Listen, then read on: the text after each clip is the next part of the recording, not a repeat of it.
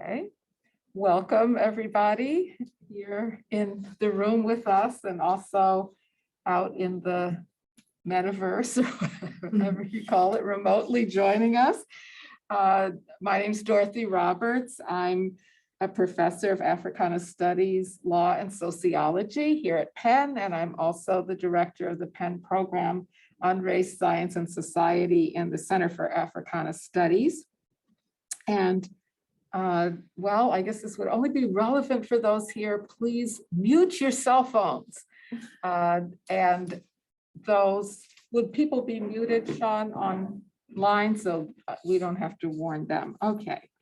So on behalf of the Department of Africana Studies, the Center for Africana Studies, and the Penn program on Race, Science, and Society, I'd like to welcome all of you in person and also those in the online audience to this evening's talk by Michele Goodwin, the 2021 to 2022 Provost Distinguished Visiting Faculty Fellow here at the University of Pennsylvania. We're delighted to host this evening's talk, which is one in a big series of lectures and symposia that Professor Goodwin is participating in and organizing here at University of Pennsylvania during the entire month of March. Professor Goodwin today will be presenting a talk entitled "The Preservation of Racial Order Through Legal Transformations." So I have the great honor of being able to introduce our speaker this evening, my dear friend, long time, must be 2 decades by now, and colleague, Professor Goodwin. She is a Chancellor's Professor at the University of California, Irving, and founding director of the Center for Biotechnology and Global Health Policy. And she is the recipient of the 2021 Distinguished Senior Faculty Award for Research, which is the highest honor bestowed by the University of California. Well-deserved, I might add. She is also the first law professor at the University of California, Irvine, to receive this award. She's also an elected member of the American Law Institute, as well as an elected fellow of the American Bar Foundation and the Hastings Center. She's an American Law Institute advisor for the Restatement Third of Torts Remedies.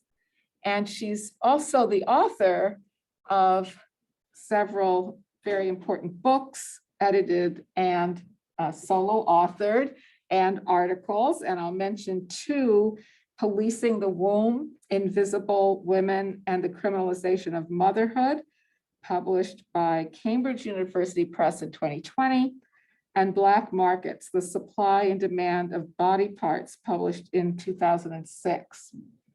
And she's also published more than 100 articles, essays, and book chapters across both scholarly publications and popular media. As I said, I've known Professor Goodwin for a long time, and she is truly remarkable in her scholarship, but also the way she's convened people around important topics, especially about race and gender and health, and produced important books out of them as well.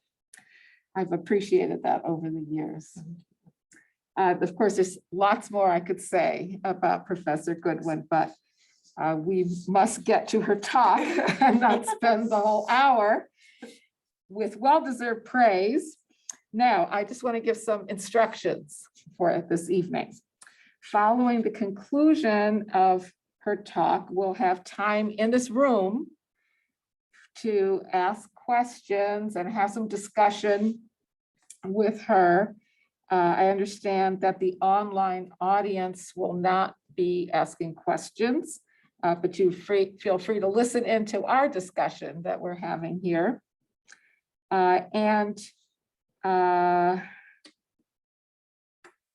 I guess the online audience would not be participating in a grab and go either, but is there a grab and go for people here? Okay, we'll have that afterward. So enough administrative matters.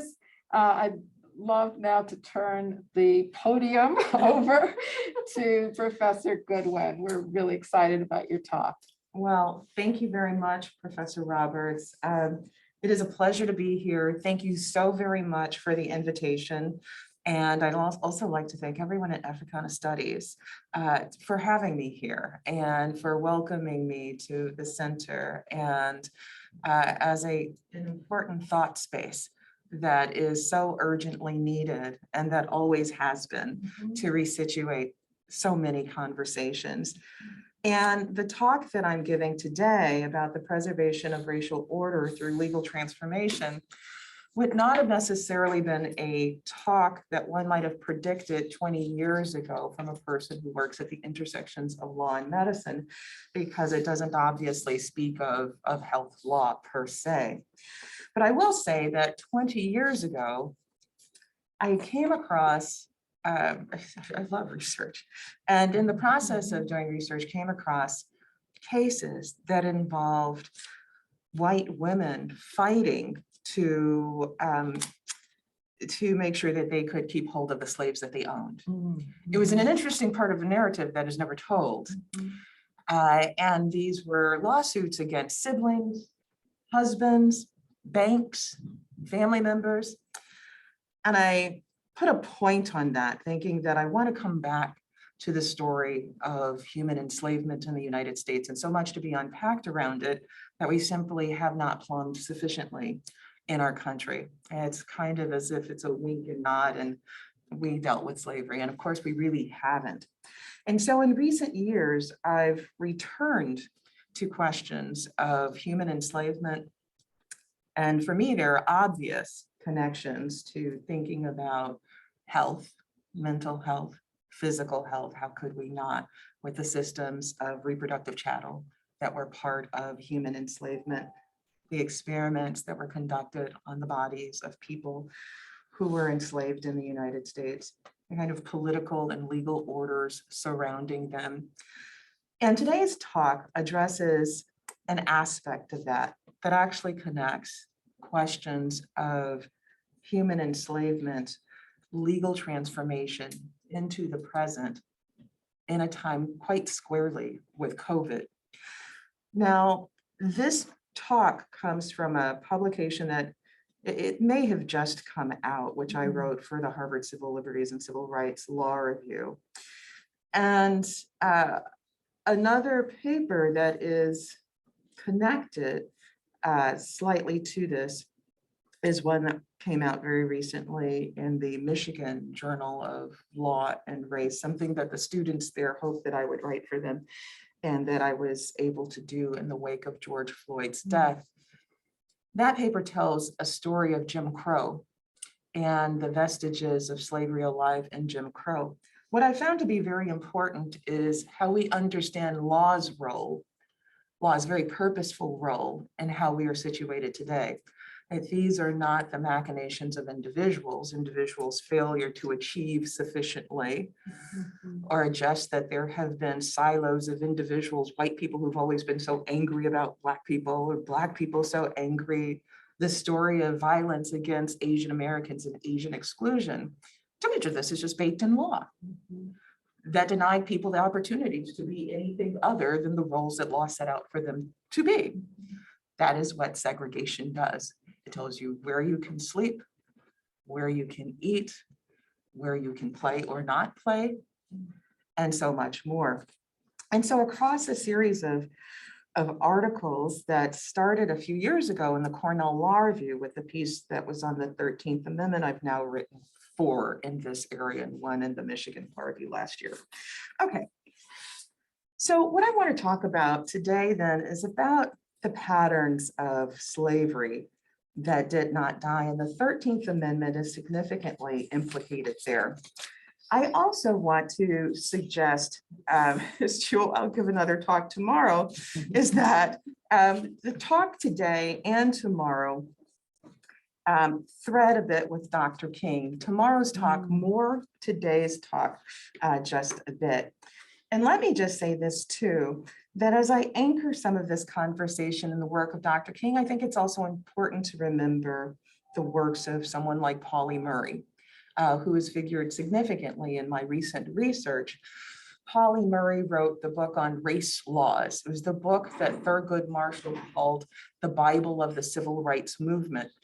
I often think that one of the unfortunate aspects of our failure to dig deep and appreciate what Black women have brought to legal discourse is that with all of the reverence so well deserved by Justice Ruth Bader Ginsburg, we forget her predecessor, who was Polly Murray, who graduated first in her class from Howard Law School, who in 1945 had a publication in the California Law Review about equal treatment under law, who wrote papers that served as the backdrop for what was used in terms of argumentation in Brown v. Board of Education, was at the ACLU before Ruth Bader Ginsburg was. So Polly Murray's name I'd like to lift up in this. Okay, so nearly 60 years ago, Dr. King penned an illuminating letter from a Birmingham jail, marking the persistence of criminal punishment in the lives of Black Americans seeking inclusion, equality, and freedom. Symbolically, his confinement both foreshadowed the strange and troubling role of incarceration and the role that it would play in the lives of Black Americans generations to come. It illustrated the connective fabric of slavery to his present conditions. The profundity of the letter cannot be ignored, nor the space from which Dr. King wrote it, incarcerated after peacefully protesting to advance civil rights for Black people. Decades later, many of the concerns undergirding the impetus for Dr. King's powerful missive, including voter suppression, persist. Similarly, equality in education remains an unanswered goal and incomplete vision of the civil rights movement. In fact, the modern challenge no longer demands inclusion and desegregation alone. The urgent objectives undergirding Brown v. Board of Education, but rather sparing Black children from unequal surveillance, punishment, and school to prison pipelines are Brown v. Board of Education. Yet equality in voting and education, as crucial as they are, did not comprise nor define the full vision for the civil rights movement or emancipation from enslavement, for that matter. The path to substantive civil rights and civil liberties and freedom in meaningful senses included dismantling discrimination in housing, employment, healthcare, food access, and criminal justice, all of which were forged by lawmakers. And as I mentioned before, the book on race laws by Polly Murray, it's nearly 800 pages, single space, bit by bit, identifying laws that forbade Black people from doing any number of things, from playing checkers, playing billiards, being in a taxi with a white person, forbidding white people from living in Black neighborhoods, forbidding Black people from living in white neighborhoods, forbidding Black people from swimming in pools, all and so much more. According to Justice Douglas, quote, cases which have come to this court depict a spectacle of slavery unwilling to die. This was in the 1970s. I'm not talking about a Justice Douglas from the 1800s. He said, precisely because they emerged from law itself. As Justice Douglas explained in the 1970s, we have seen contrivances by states designed to thwart Black voting. Black people have been excluded over and over again from juries solely on account of their race, or have been forced to sit in segregated seats in courtrooms. They have been made to attend segregated and inferior schools, or been denied entrance to colleges or graduate schools because of their color. Black people have been prosecuted for marrying white people. They have been forced to live in segregated residential districts, and residents of white neighborhoods have denied them entrance. All of this from Justice Douglas. This was in a concurrence that he wrote. On a close reading of Dr. King's famous letter, 4 critical points emerge. First and most obviously, he named for the broader American public the historic and contemporary injustices that were alive in Birmingham, Alabama. He said that Birmingham is probably the most thoroughly segregated city in the United States. He said its ugly record of police brutality is known in every section of this country. Its unjust treatment of Negroes in courts is a notorious reality. There have been more unsolved bombings, he said, of Negro homes and churches in Birmingham than in any other city in this nation. And for those of you who have visited Birmingham and have visited the Civil Rights Museum there across the street from the 16th Street Baptist Church, I don't know if you've had the same reaction as I did, but I stood in that museum crying at this one timeline, not a timeline that lasted from 1619 to 2022, but a timeline that only lasted a few years in the 1950s. This few years in the 1950s had so many bombings on it that I had to look at it again and again to just see, have I seen this right?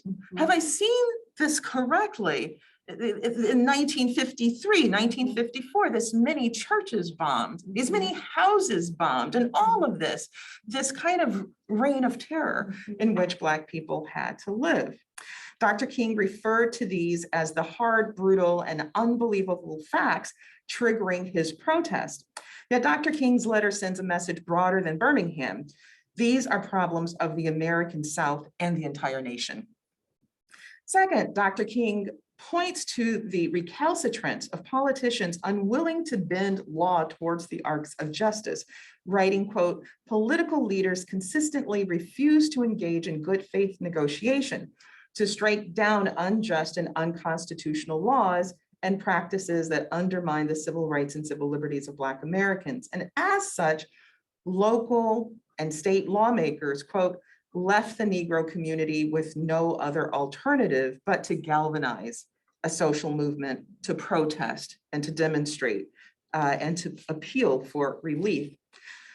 Third, while his message directly recognizes and names the brutality of white supremacy and supremacists, what's important about the letter from a Birmingham jail and connects with some other work that I'm working on right now, a piece called Implicit Bias to come out in the Yale Law Journal, is that he's deeply concerned about the people who are adjacent, the other people who are religious leaders, the people who stand by while these awful things take place, not the Ku Klux Klanners, as he calls them in his letter, but the other people. He says, people of shallow understanding, these people of goodwill, it is more frustrating to address and work with them than others. He says that lukewarm acceptance is much more bewildering than outright rejection.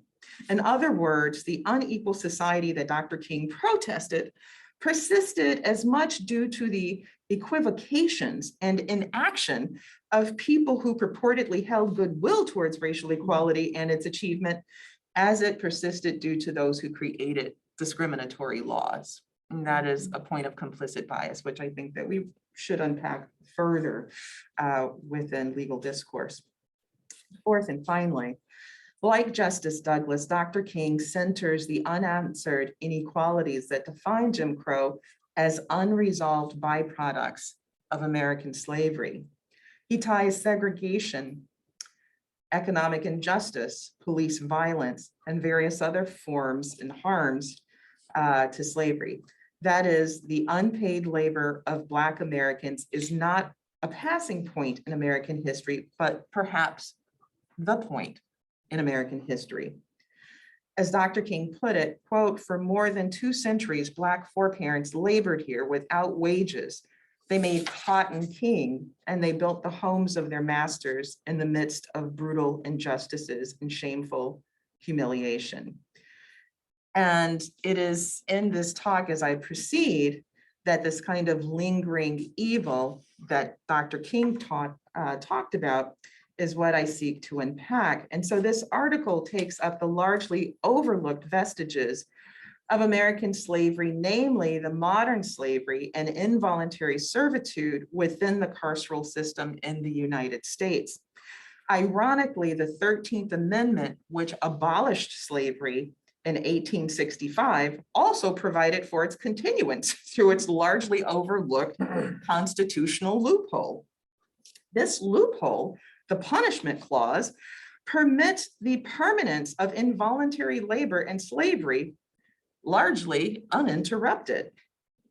And so this article addresses the fact that the 13th Amendment's punishment clause has never been repealed or dismantled by legislative action or judicial review, such that the legal persistence of slavery and involuntary servitude in American prisons and jails brings their shameful past into the unresolved and largely unaddressed present.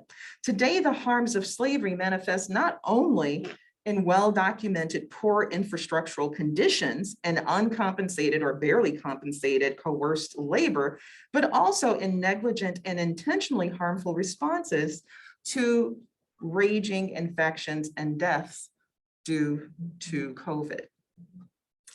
And so that's the foundation for this work, but I want to spend a moment talking then about what we understand or what we sort of get from the 13th Amendment as this piece unpacks, as I worked through looking at the legislative records, the arguments that were being made during the debate about the 13th Amendment. It's fascinating in that as part of the floor debate with regard to the 13th Amendment, there were senators in the United States who could not bring themselves to even then in 1865 recognize Black people as human beings. They persisted in calling them their property without even naming them. It was as if a debate with two different planets, the planet of the abolitionists who were pushing for a human rights agenda to be embedded in the United States Constitution. Charles Sumner and others saying that this is the platform that should be had, one of human rights. And then there were the resistors, those who said this is harmful to the fabric of the United States to deny the South their property over and over again. It was within this space of the 13th Amendment and its loophole, which permits slavery for those who are convicted of a crime. For the South, the Southern lawmakers, after the legislation was drafted and before they signed on for ratification, they created what we understand today as the misdemeanor laws. Whole crops of criminal laws that had previously never existed came into existence, which of course would become the vehicle for criminal surveillance. It's not like surveillance hadn't existed before, but now a different kind of surveillance.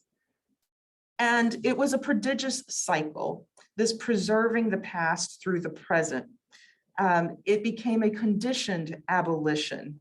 There was the reappropriation and transformation of Black labor through Black codes, codes that prevented Black people from gathering on corners, codes that prevented Black people from selling wheat or rice in certain communities, codes that prevented them from living within a certain radius of a particular town.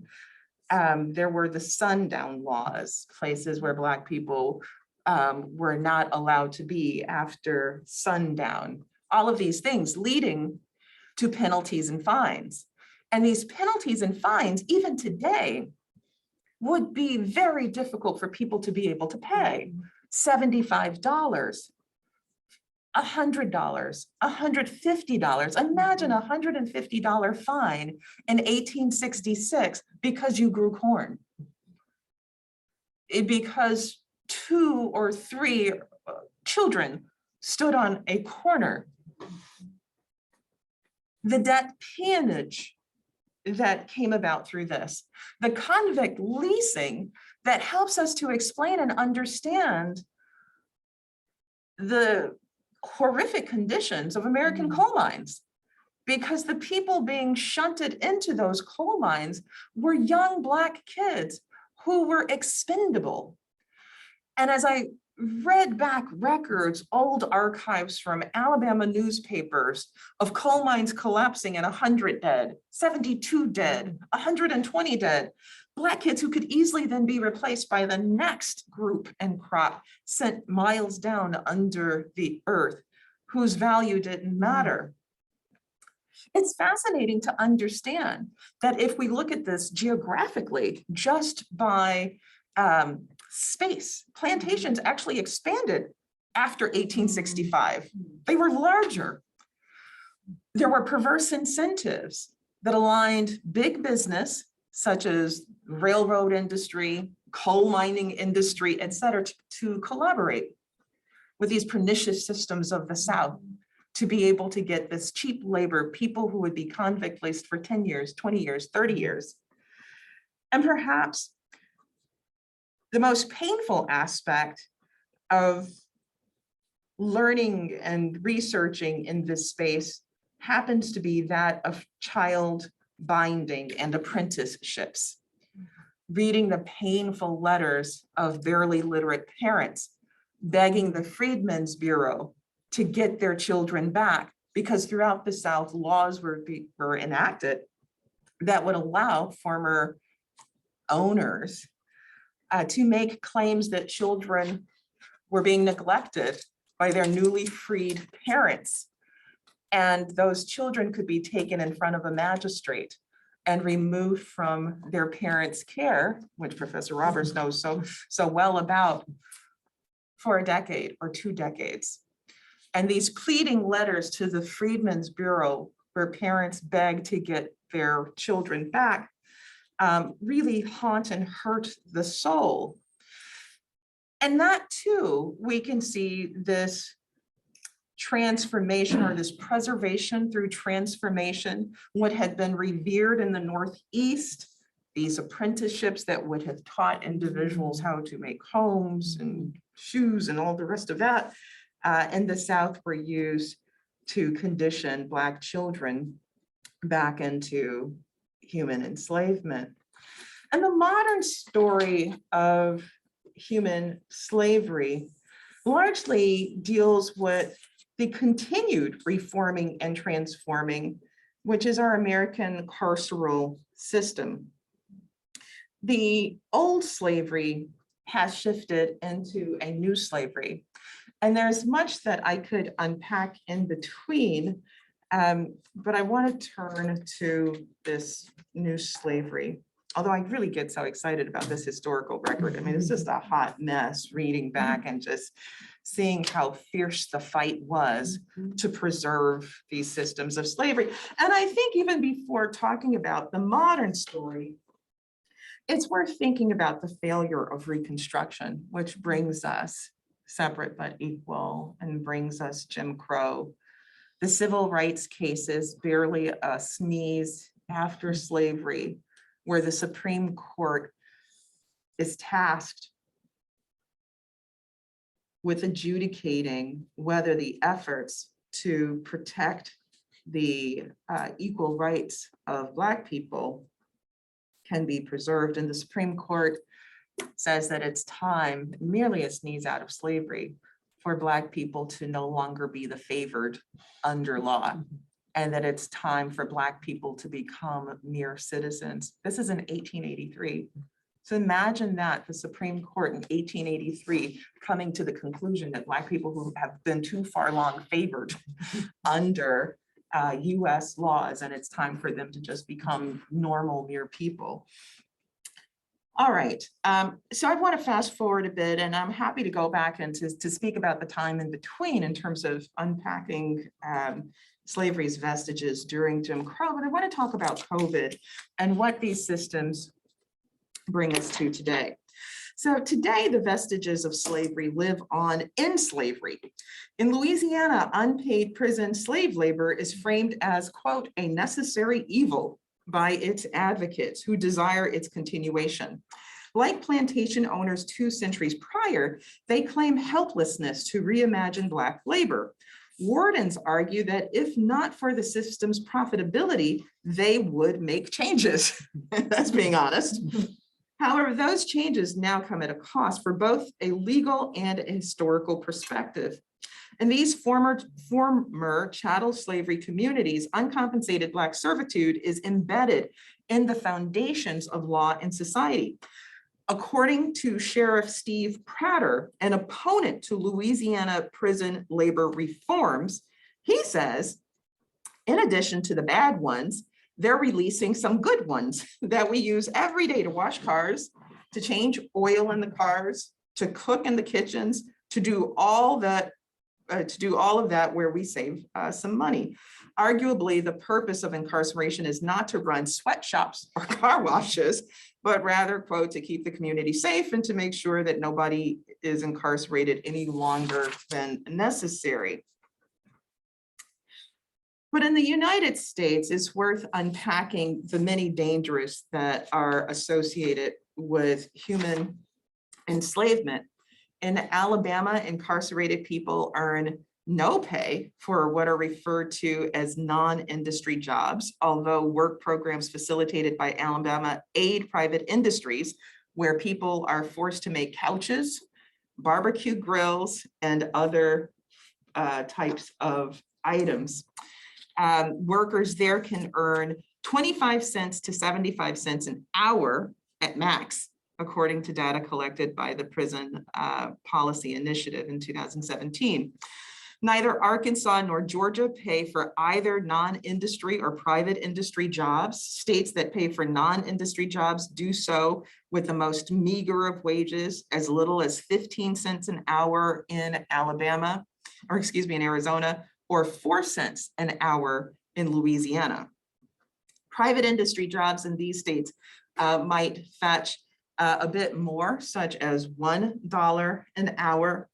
And these are significant problems that are worth understanding, not just through a male lens, but understanding in terms of what this means in terms of the lives of women as well, because the United States incarcerates more women than any other country in the world. More than 1 million women are incarcerated in jail or prison or shackled to the criminal justice system as a parolee, a probationer in the United States.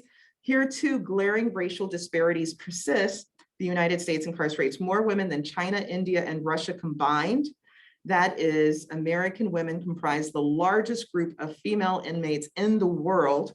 They, especially Black women too, are part of the prison economy and are directly implicated in it. And this has significant bearing on a number of issues, not the least of which happens to be questions of sexual safety, physical health, reproductive health, psychological health, and parenting. According to the Bureau of Justice Statistics, mothers were more likely than fathers to report living with at least one child. More than half of mothers held in state prison reported living with at least one of their children in the month before arrest, compared to 36% of fathers. More than 6 in 10 mothers reported living with their children just before incarceration. And so these issues are really quite significant when we think about what this means for women. Now, today, Victoria's Secret no longer uses prison labor, and I'm correct here, Victoria's Secret. They no longer use prison labor to make garments incarcerated women would not be permitted to use. However, there are numerous corporations that invest in prison labor. And to just give you a snapshot from the list that I have found, Whole Foods, McDonald's, Walmart, AT&T, Cargill, Carpenter, Chevron, Chrysler, Costco, John Deere, and on and on and on.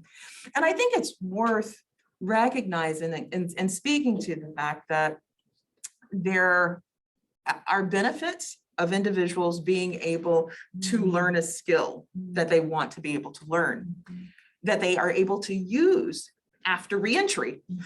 But one of the big problems that we have, and the efforts are to address it, is through banning the box. And that is, despite what might be claimed as sort of these wonderful skills that someone might gain while incarcerated, the problem is people are stigmatized when they leave incarceration and are not able to work in these very same spaces. And I can tell you, coming here from California, California is notorious for using prison labor to put out its wildfires. And it is a place where Black women have died in the process of putting out fires in communities where they are very, very wealthy homes that they are protecting. And it has been only recently through advocacy and work that the state of California has come to address any of this, because there are no programs for those women who do this work once they leave to actually be hired doing this work for a meaningful wage and so forth. So now, as I begin to wrap up my talk, being mindful of the time, today's prison crisis involves uncompensated labor and during a deadly global health crisis. As in civilian life, the global pandemic reveals underlying institutional and infrastructural inequalities. In prisons and jails, the inequalities manifest by uncompensated or poorly compensated labor, coerced labor, and deaths. And despite the global pandemic, prison labor persisted, even under dangerous and arduous conditions. In fact, most states utilize the labor of incarcerated persons during the pandemic. Prison officials in Missouri designated prison labor for the production of hand sanitizer, which at the beginning of the pandemic was in short supply. Additionally, they deployed prison labor in the manufacturing of toilet paper and protective gowns. It's worth noting that across states that mandated prison populations to make these kinds of supplies, they denied access to those supplies by the people who were making them. As journalist Carly Purdom reports, in Arkansas and Arizona, these states used labor of incarcerated people in the fight against the pandemic. In Connecticut, Florida, and Texas, incarcerated people made masks and placed plastic face shields and so forth. You know, doing this in New York, hand sanitizer, all of this denied to those individuals. And so the question then in this piece that I unpack is then what can be done to address these particular issues and the paths for reform. And there have been several avenues to think about.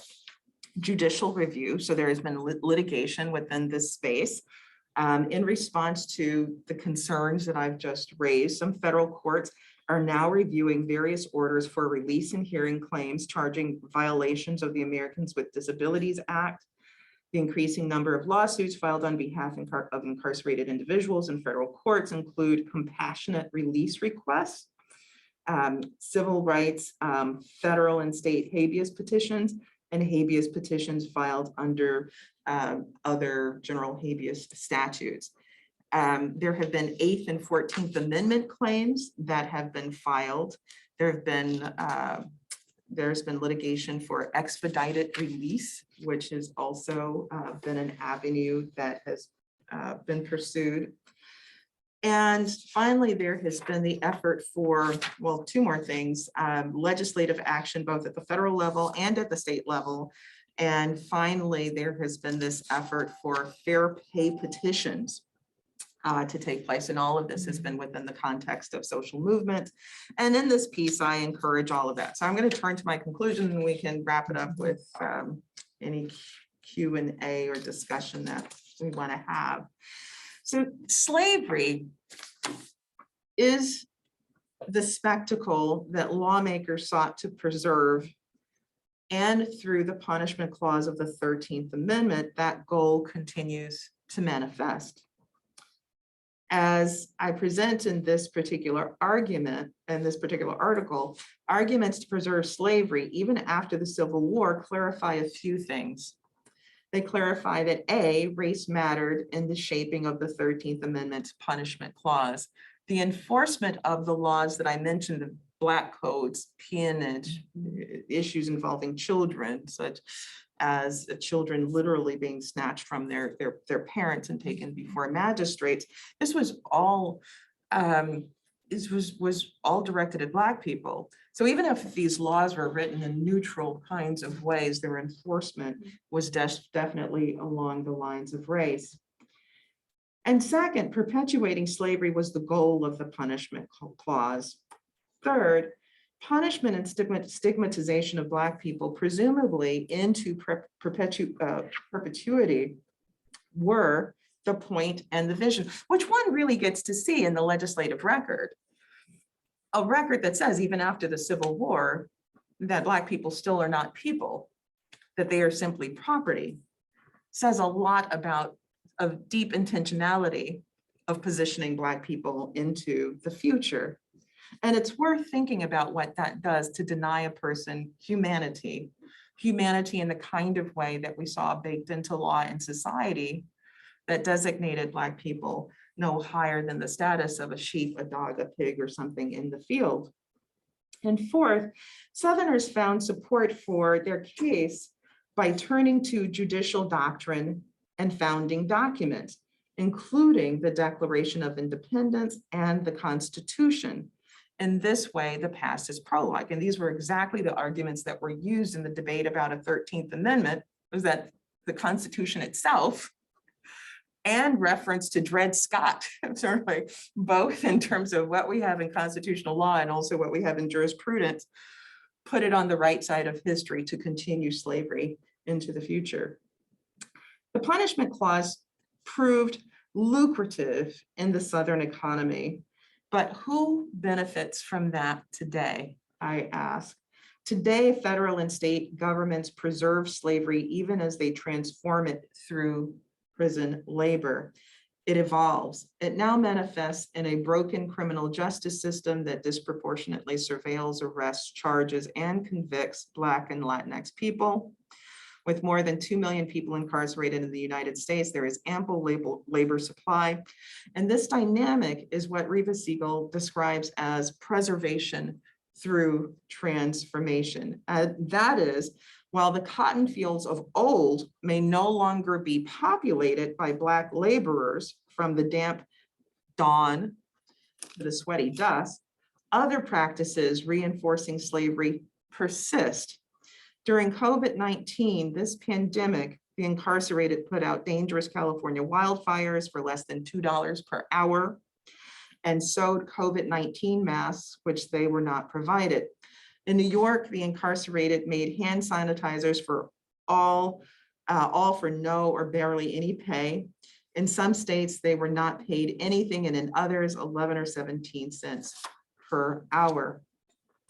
Yet there are pathways for reform. They exist, including repealing the punishment clause at the federal level. Additionally, successful referenda at the state level have been very promising. In Colorado, Utah, and Nebraska, they have in their state constitutions repealed the punishment clause.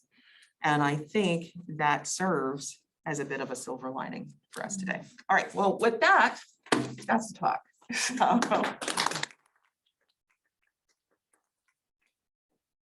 Thank you. Well, we now have quite a bit of time for discussion, questions, comments, or if anybody has any. And I'm happy to kick off. If there aren't any immediate ones. I'm percolating. Okay, okay. Well, it's a lot to sit with. Yeah. Okay.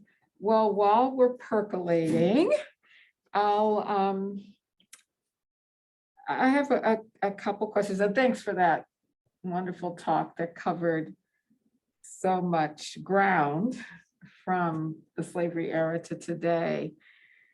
And I want to ask you some more about this concept of preservation through transformation and ways in which we can see the slavery system being preserved through law in today's world or in the United States. It's a global issue, but let's stick with the US. And you focus mostly on the way in which the punishment clause of the 13th Amendment allowed the transformation of enslavement, into imprisonment and preserving that subordinate status of Black people that way. But you also suggested another example which was the apprenticeship of Black children, and the way in which that was allow the preservation of enslavement of Black children through the dependency courts. So I'm wondering if there are other examples of either how enslavement was preserved after the Civil War, or how we might see it preserved in ways today. I thought the example of prison labor was really compelling.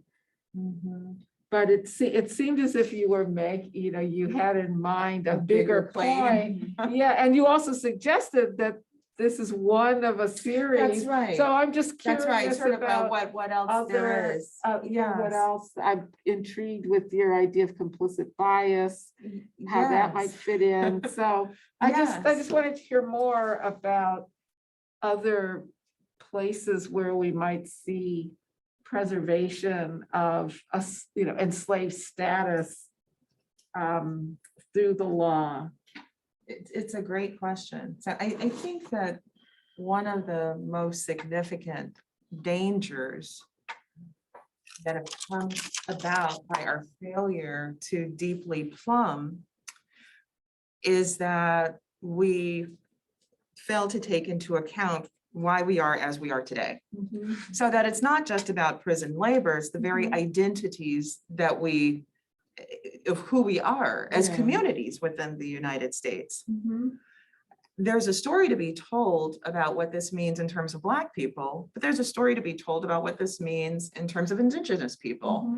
There's a story to be told in terms of what this means in terms of Asian American people, right? There are these scripts that have been written and baked into law, and we live them out without any kind of interrogation.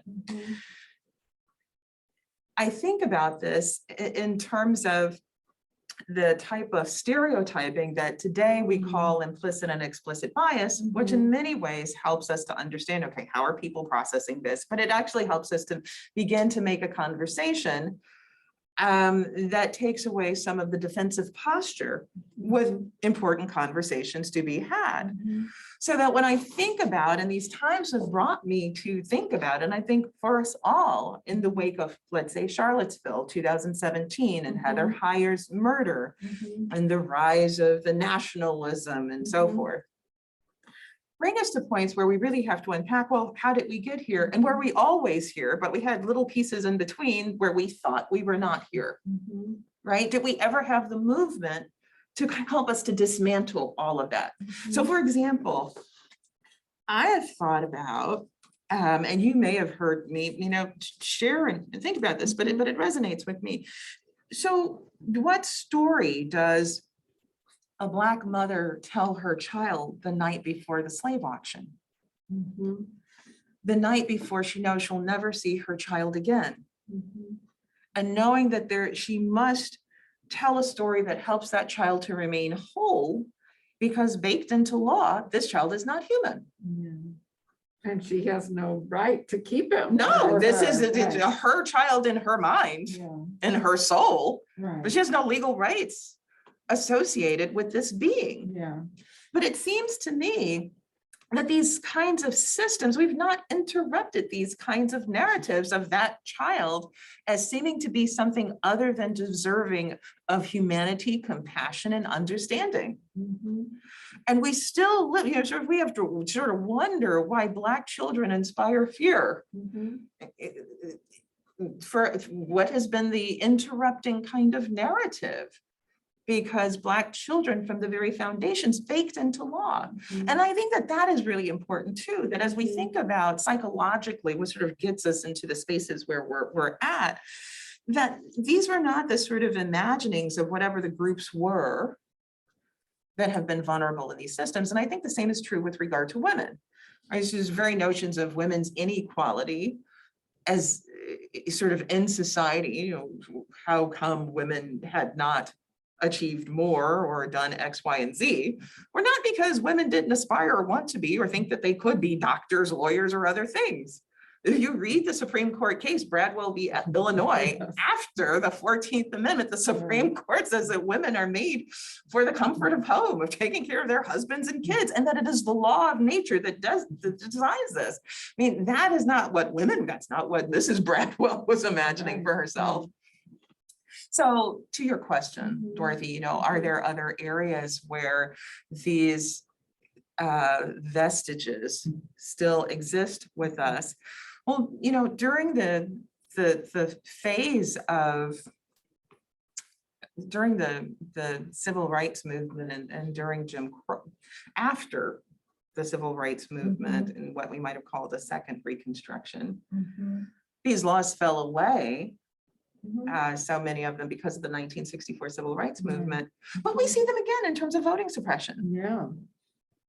Or the gerrymandering. We see these crop up again in terms of reproductive health, rights, justice types of issues percolating across the United States, where we know the people who will be most affected by the restrictions coming into place are Black and brown women.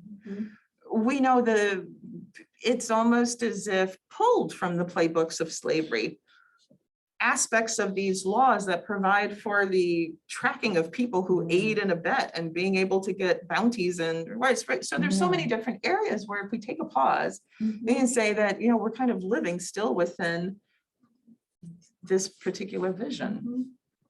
So yeah, so anyway, those are various kinds of things that come to mind that I think are worth us thinking about. And I hope that we're in a time where we can talk about these things beyond the perception of being alarmist. I think that 10 years ago, having the kinds of conversations that we're having today would have stereotyped professors. It would have been, this is race carding. We have achieved, are people proud of Obama in the White House? We're post-racial. This is just stirring up things. Aren't you grateful for where you are? And I think that today we can see the value of actually interrogating in these spaces, and that this is serious discourse. And that's exactly why there's now a backlash to say it's all critical race theory and we need to ban it. So we're back to that again. Well, there's that too, right? Which is also very interesting as well, because amongst the earliest of laws that were enacted in the 1600s were laws about banning Black people's ability to be able to read and to write, and that would even cause the punishment of white people implicated in teaching them to read or write. And so that's another kind of thread, which is not necessarily exact, but of course, to be able to tell your story during that time and to be able to write and write about what happened to you, which was certainly what Harriet Jacobs did in the incidents in the life of a slave girl, right? I mean, would have been the kind of thing that law sought to object to and to deem criminal. In the same way, then, seems to me you could carry that thread through in different ways, because when you were talking about an enslaved woman having to prepare her child for the auction day, I really thought you would be moving to more present day conversations that mothers have with children about just going out into the world, whether it's the talk about what to do if you're stopped by police, or it's just what may be likely to happen to you in a classroom or in the workplace, and those kinds of things, that there's sort of a thread that runs through, and that with the labor issue and slave labor, prison labor, even if you're not imprisoned, The family. So much of the Black population is stuck in low-wage labor. So you have a prison system where white prisoners also suffer, but we're also willing to sacrifice for whites in order to maintain a labor economy that underpays and undervalues the labor of Black people. I think you're so right. I mean, it's important for us to understand white supremacy within whiteness too, right? I mean, the earliest of eugenics efforts in the United States were in fact to eliminate the reproductive capacities of poor white people, a platform that was taken up from the United States after 1947 by the Third Reich and Nazi Germany. But you're right. I mean, there's our next conference, right?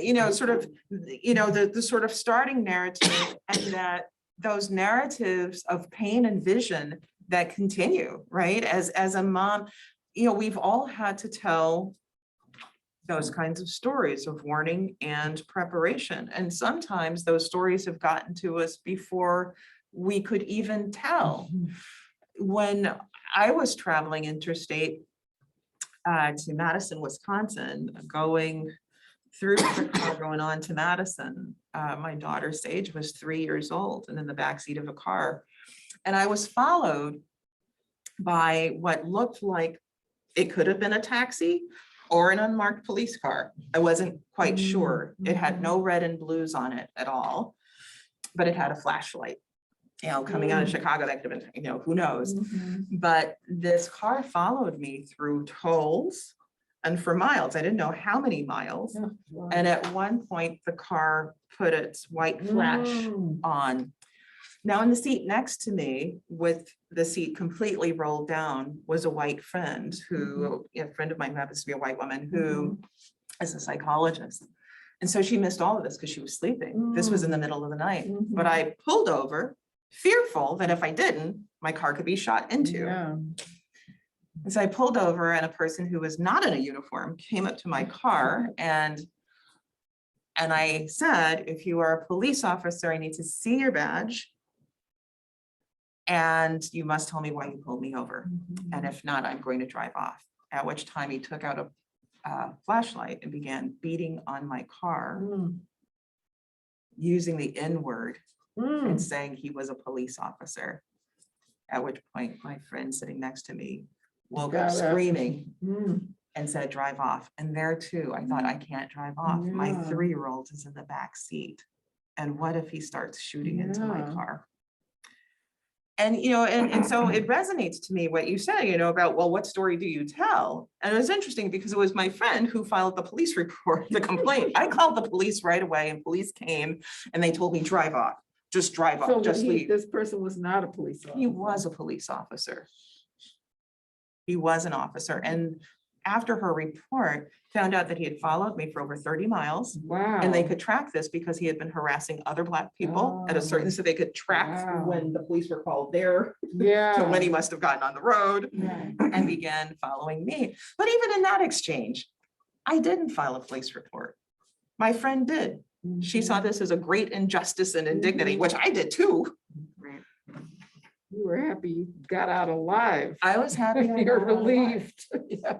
Yeah. So anyway, I mean, you're absolutely right in terms of the stories that parents must tell, and torn apart is such an important part of that narrative of all of the kinds of preparations of where you walk, what you do. And we've seen even during the space of COVID and before, that children can be targeted for delivering newspapers, selling bottles of water, all these kinds of things, right? You hold your heart, in your hands. So just as a comment, I just noticed, by the way, there is a Q&A section that appears to have 2 questions in it.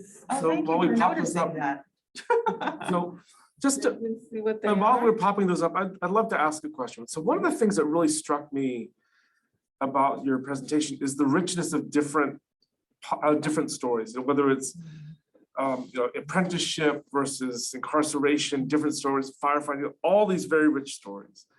And my natural inclination is that when you see variation, we can learn something from this. So some things change. Is there a story that explains why the vector of this changed from youth and apprenticeship at one point, obviously to adults later in different parts, that tells us something about the dynamics over time, about how it manifests itself. Now, it may just be, different times, different eras, but is there something more substantial we can learn from this? This is a great question.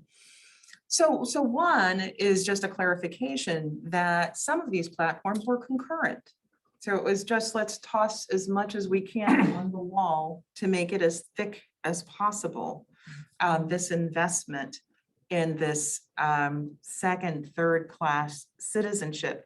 In fact, I find it absolutely fascinating, Christopher, the amount of effort that was taken in terms of all these laws. I mean, it is stunning to read. And I keep 2 copies of Polly Murray's book on race laws, because it's just fascinating. I mean, like, who would have thought creating a law that criminalizes Black people playing checkers within a park? Who thought of that? That criminalizes Black people playing billiards with white people, and that both could be fined if caught. I mean, who in the world sat thinking, I've got a new one for us, billiards? Who would have thought you must create a partition in your restaurant? If you were to serve Black people in your restaurant, there must be a physical wall, X inches thick, X feet high. Who thinks of that?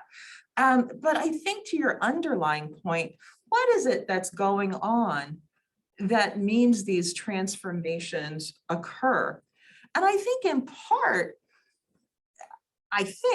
and I'd love others to weigh in on this as we sort of think it through, but I see it as a kind of vestige of an idea that is unwilling to die. And it just grows in various kinds of ways. It will come up through the middle cracks in a sidewalk. It has difficulty placing harmony of equality amongst people, for Black people. And I think that is largely it. I think that we've never spent the time on a platform to disabuse ourselves of the earliest kind of mythology that we created around race. And I think that that's true even beyond Black people. And it's part of what I've been thinking through, even in the space of COVID, the anti-Asian American hate and backlash and brutality. What is that? What accounts for that?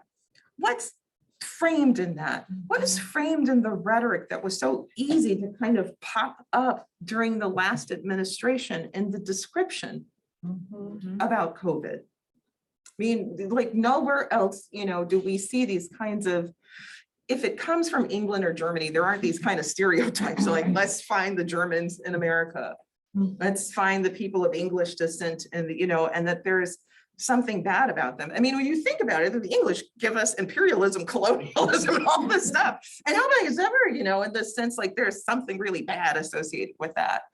So I think it's a great question. And I think that we see various forms of innovation take place off of old ideas because we've not been able to distance ourselves from those old ideas. And the final point that I want to make about that is that it occurs to me, there's never really been this campaign of empathy about African Americans. Right? There's sort of passage of the 1964 Civil Rights Act. And notice that like right before it is just bats, batons, and brutality. Then it's like, here's a new law. But there's no space that really unpacks, let's be empathetic. There isn't. In fact, it's instead, be grateful. I think largely. So that's what I have to offer, but I'm still thinking this through. Yeah. So the question is about abolition and change within the current legal system. And I think that I was thinking about that as well, because one of the consequences or implications of your argument, especially the idea of repealing the punishment clause, what would that mean then for prisons? One possibility is to mean you couldn't have, if prisons were created, or at least mass incarceration was created in order to re-enslave Black people through the loophole of the 13th Amendment, you close the loophole, does that mean then to abolish prisons, or does it mean to reform them? And I take the question to be from someone who believes it requires abolition. Can that exist at the same time with judicial and other kinds of reforms of the prison system? I It's- hope I captured that correctly. I'm assuming that's what Sylvie had in mind. Sylvie, thank you so much for being with us, and thank you so much for the question. And it's one that I think about through my scholarship and also through my service. I serve on the National Executive Board of the ACLU. And these are important questions. So the first and basic, well, if we repeal, what does this mean? Dr. Roberts knows you, Sylvie. Well, some people would say that you can't reform a system that from its very foundations, as Dr. King called it, an evil, that it has no possibility of reform. And what do new possibilities look like? Well, we've seen conversations emerging about the possibilities that have not been fulfilled after the wake of George Floyd's murder, and then Daunte Wright, the person who's mayor of Brooklyn Center, is a person that I know quite well, the mayor, who is pushing for reforms that some of which have materialized and others that have not.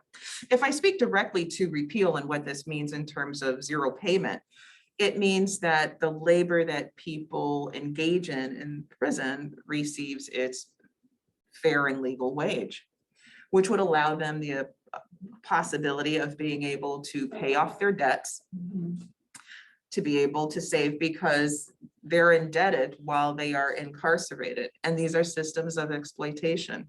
They pay more for the things than we do out in civilian life. They pay more for the toothpaste they use, the soap they use.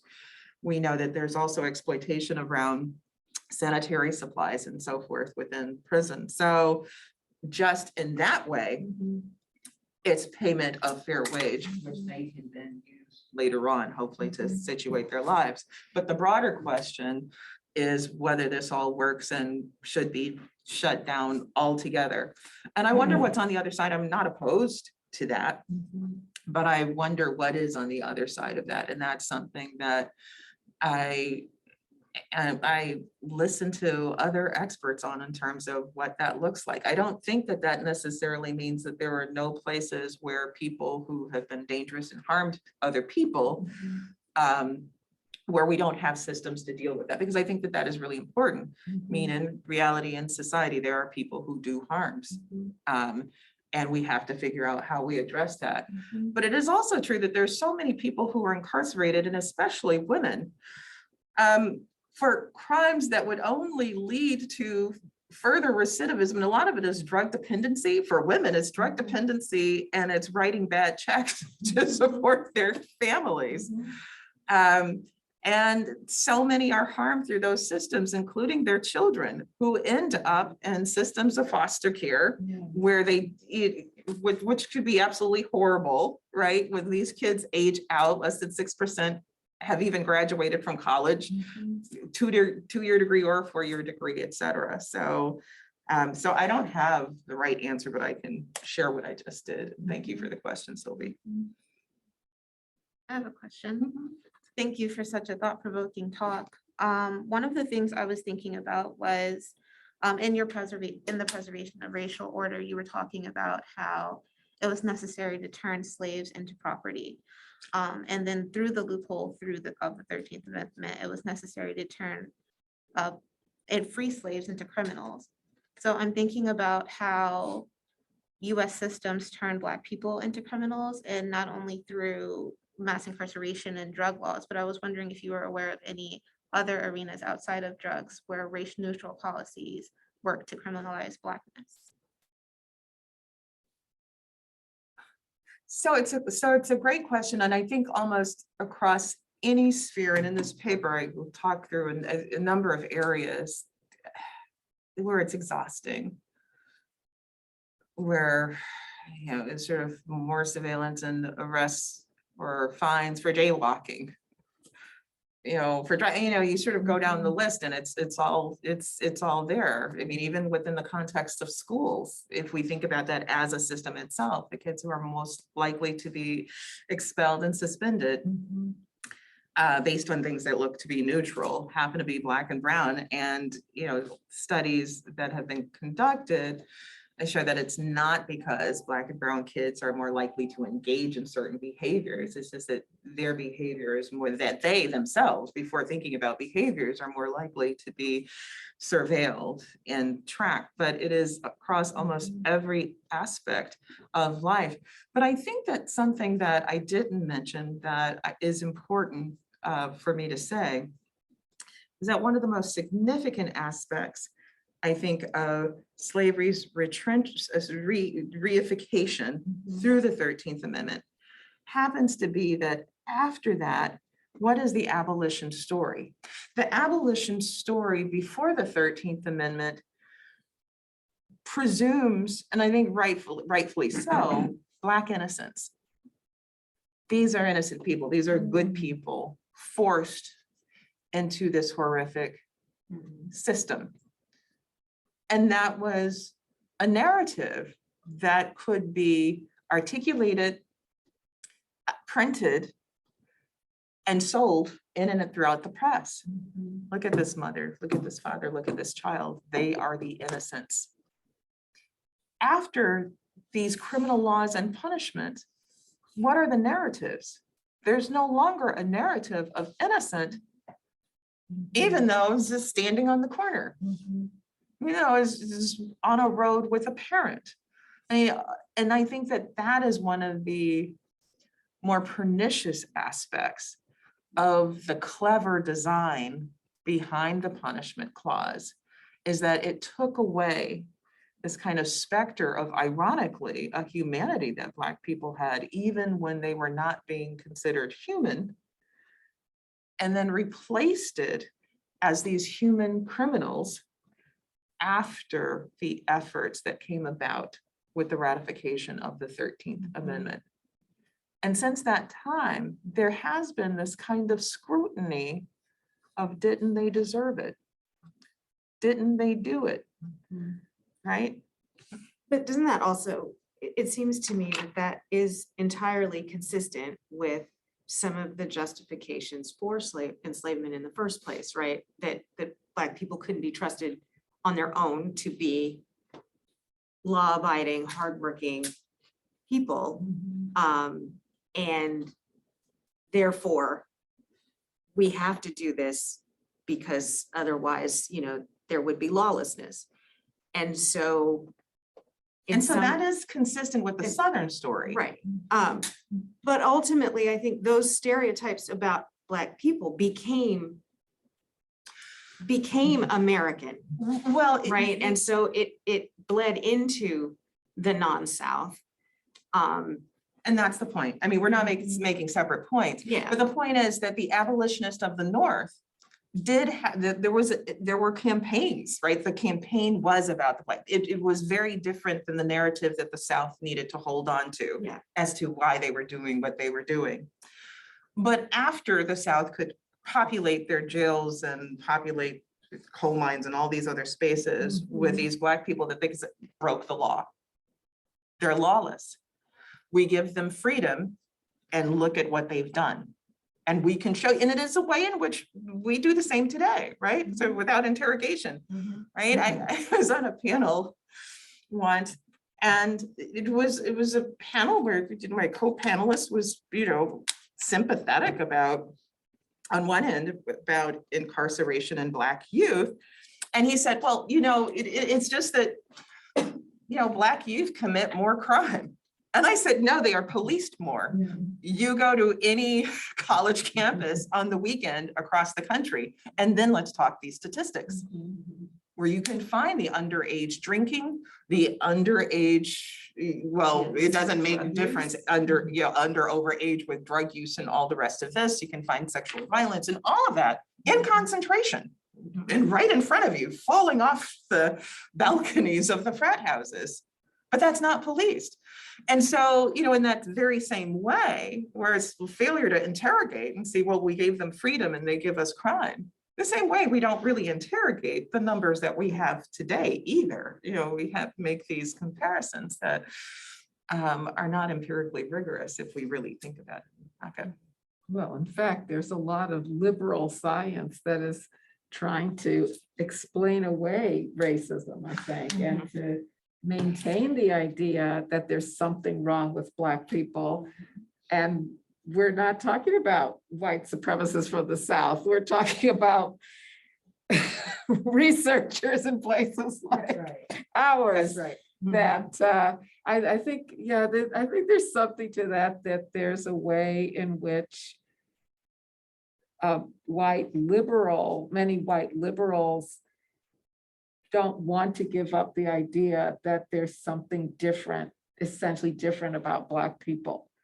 And, you know, one of the places where we can see it is in medicine and the way in which there continues to be this idea that comes out of slavery that Black people's bodies are essentially different. And if that was used explicitly to justify enslaving people, and we can see that those ideas circulating They are hard to today. die, right? I mean, the Yeah. 2015 study of UVA medical students. Right. It's Yeah. absolutely stunning of first year, second year, third year, fourth year in residence, ask questions about, do Black people's blood coagulate differently? Black people have different skin density than white people. And alarmingly, these young people say, well, yes, Black people don't feel pain like white people do. Their blood somehow coagulates differently. Their skin happens to be thicker than, you know, and this is today, this is not, you know, a campaign from the, you know, sort of study from the 1920s or 30s, but one from the. It's still the dominant view in medicine. Yeah, It's well, dominant. it is dominant. People of different races have bodies that function differently. and And it it's results in policy. algorithms, it's in diagnostic tools embedded. This And is there's such a resistance to that, to the idea that that's not true. Right, The that's resistance- absolutely right. And we're not, again, we're talking mostly about people that identify themselves as liberal. Yeah, no. But again, I think part of it, you were talking about how the narrative for abolitionists changed. Well, it seems to me that they could look at enslavement, right, and see that that was wrong. Mhm. But when you codify something into law and then you see people not abiding by the law, you get that argument because it's easy for me, Joe White person, to abide by the law, not realizing it's because nobody's watching you as closely. Mhm.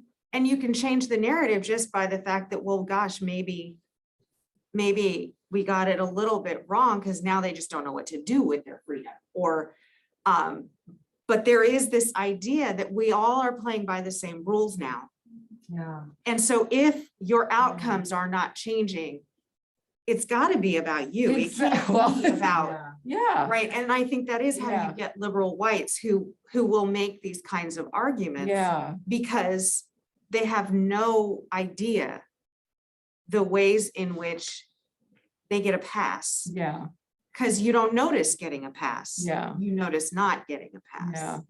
And I do. And you so might I- not want to notice. Well, that yeah, you're there getting is a that pass.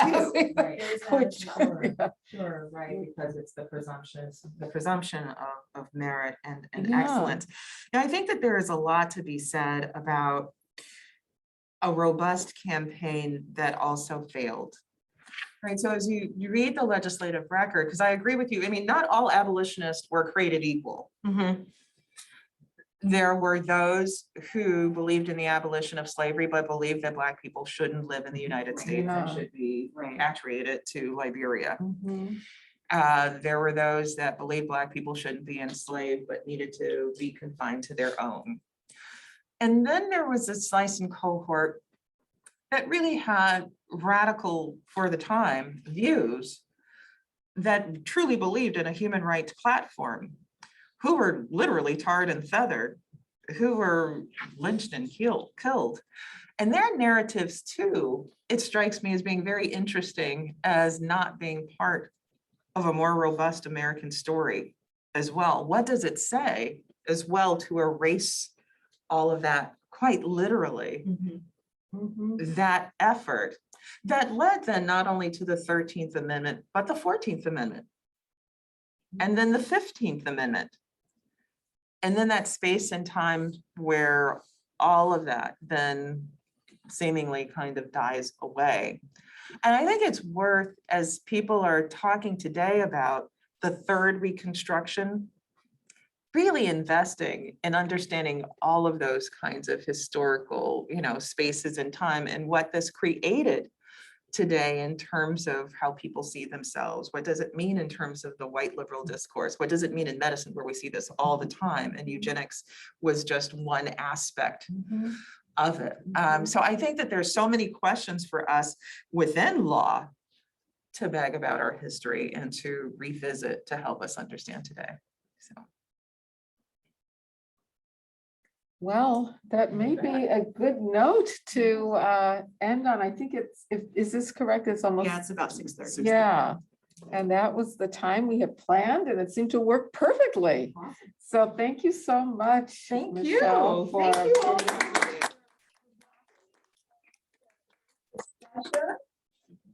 And we will Appreciate close it. there. Well, thank you so Thank much. It you. was Thanks, Sean, for all your help.